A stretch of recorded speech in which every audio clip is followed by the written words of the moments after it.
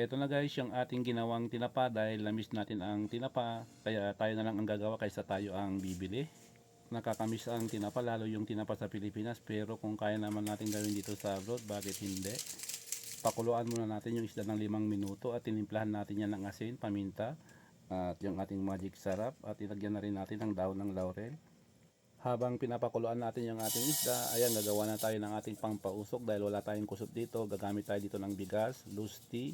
Lagyan din natin yan ng dry rosemary at yung dahon ng laurel at kung ano man yung ating madampot dito na pwedeng pampausok. At ayan, lalagyan din natin yan ng mantika. At ayan na, lagyan natin ng kunting kulay yung ating isda na paano na natin yan guys.